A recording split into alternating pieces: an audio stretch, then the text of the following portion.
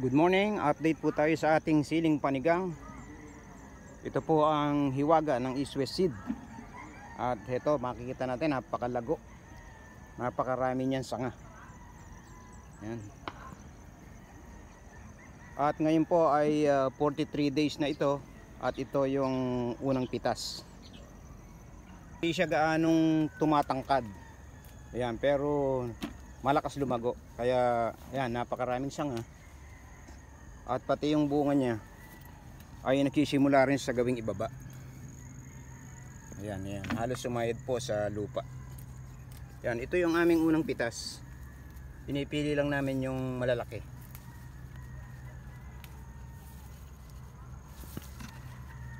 Yan. O, dito makikita natin, ayan, oh.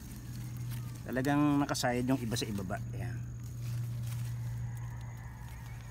Ito na siguro yung pinakalaguin o malakas lumago na sili na naitanim ko. Yan, napakarami talaga niyan sanga.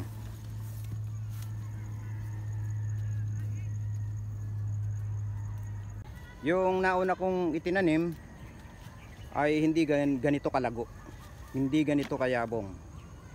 Pero ito, ibang iba, talagang malakas siyang lumaki.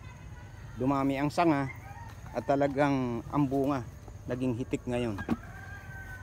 At ang technique po ay ang paglalagay ng organic fertilizer, dahil marami kaming inilagay dito na chicken manure na launa. So pag mas marami ang organic na nilagay ay talagang gaganda itong ating tanim at lalago. Yan, talagang ibang iba siya sa dati. Yan. So para mapalago natin ang ating sili o anumang gulay, napakahalaga po na mayroong organic fertilizer tulad ng chicken manure, dumi ng kalabaw o baka. Yan. Malaki ang pinagbago ng lupa nito. Biglang lumakas dahil mas marami ang inilagay namin dito. So yun po ang isa sa mga masasabi kong dahilan, organic fertilizer para lumago ang ating mga pananim, yumabong. Yan.